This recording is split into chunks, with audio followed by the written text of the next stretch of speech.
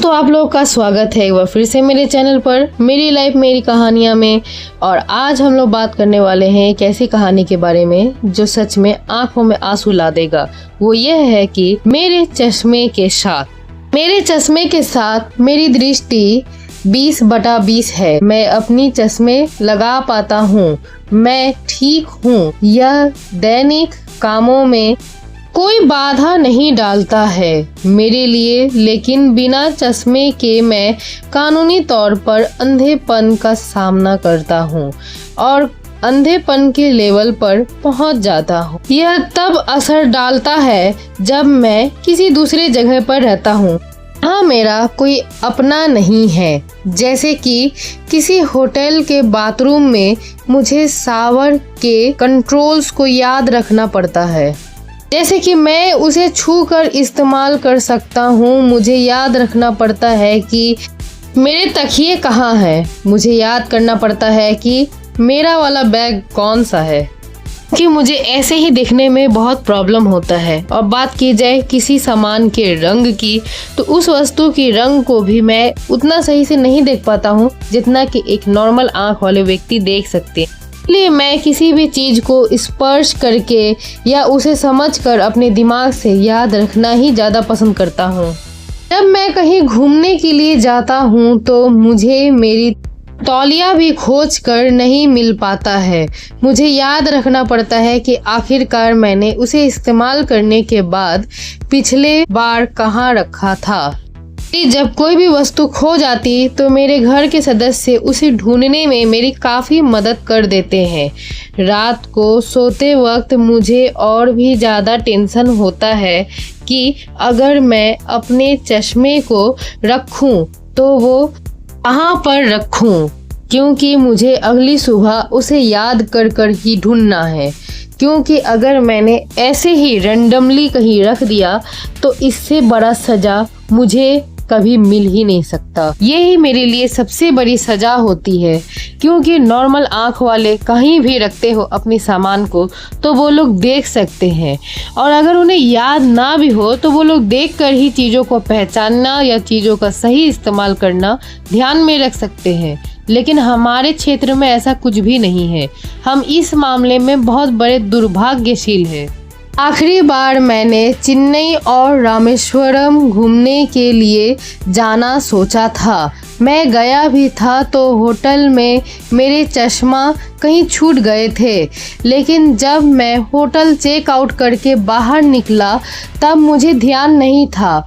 आधे रास्ते पहुंचने के बाद मुझे ध्यान आया कि मेरा चश्मा तो रूम में ही कहीं छूट गया है। जब तक मुझे ध्यान आया तब तक काफ़ी ज़्यादा देर हो चुकी थी, इसलिए मैं कुछ ना कर सका। हम लोगों ने चेन्नई में काफ़ी मस्ती की, काफ़ी सारे मंदिरों को भी हमने घूमा और वहाँ पर घूमने के लिए बहुत सारे छोटे छोटे जगह बने हुए थे। लेकिन सबसे ज़्यादा दिक्कत होता है अगर नीचे कोई चीज़ गिर जाए तो फिर हम उसे कैसे उठाएं। होटल में कई बार मेरे साथ ऐसे ही हुआ।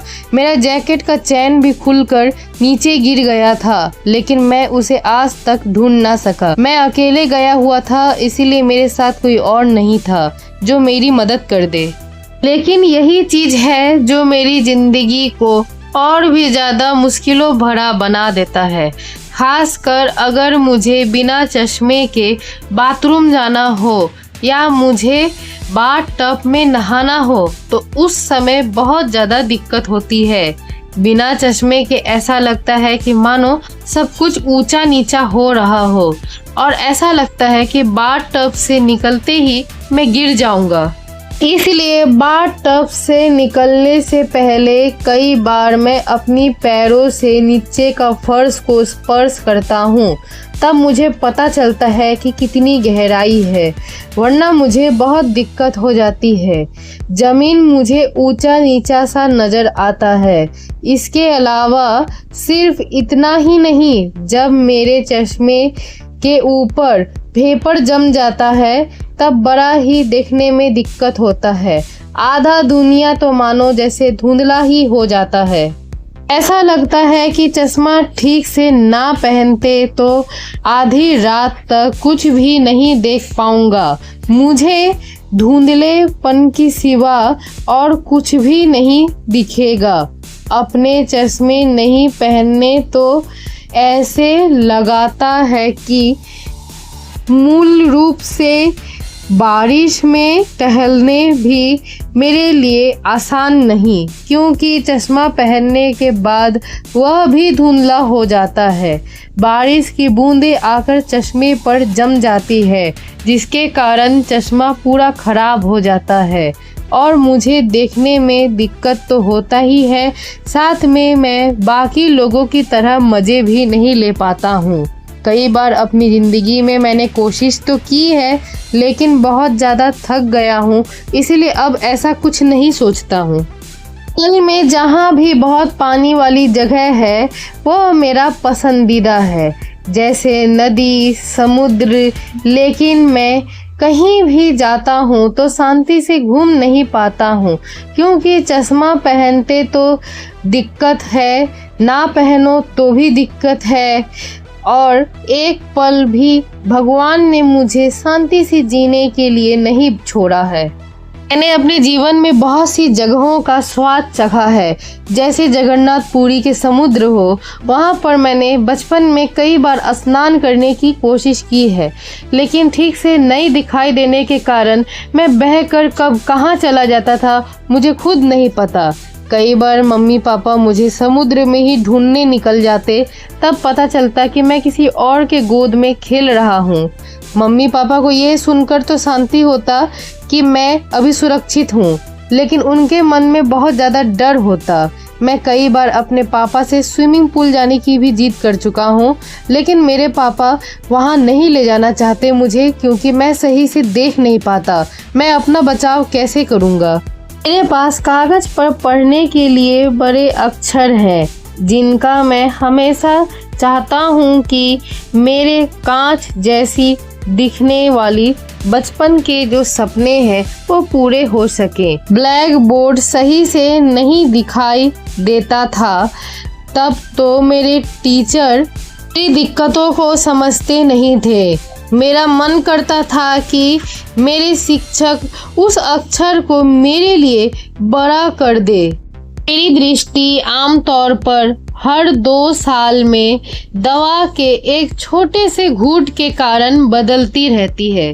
2020 में मैंने अपनी दाहिनी आंख में 3 रक्त वाहिकाओं को पॉप किया था, जो काफ़ी भयावह था, लेकिन क्योंकि मैंने उस आँखों से बिल्कुल नहीं देख सकता था, क्योंकि वह फ्लोटर्स से भरा हुआ था। शुक्र है कि इस कार्य को करने से मुझे आँखों में कोई नुकसान तो नहीं हुआ, बस ये वहाँ कुछ फ्लोटर्स रह गए, यहाँ वहाँ वो आँखों में तैरते रहते हैं। अब मैं 3 साल के बच्चे का बाप बन चुका हूँ, लेकिन पहले से ही इसमें लचीलापन देख सकता हूँ, जो कि हम में से बहुत से लोग विकलांगता के साथ जी रहे हैं, जो हम अनुभव करते हैं। ईमानदारी के साथ कहूँ तो मेरे सबसे बड़े डरों में से एक है कि मैं एक दिन पूरी तरह से अंधा ना हो जाऊं। लगी आप लोगों को ये कहानी, आप लोग कमेंट में मुझे ज़रूर बताना। और साथ ही साथ आप लोगों ने आज ये भी जाना कि जो लोग चश्मा पहनते हैं उनकी भी जीवन आसान नहीं होती है, उन्हें भी बहुत चीज़ें संभाल कर रखनी पड़ती है अपनी ज़िंदगियों में, जैसे कि अपनी आँखों की रोशनी ही। तो तब तक के लिए बाय बाय, मिलते हैं किसी नई वीडियो के साथ।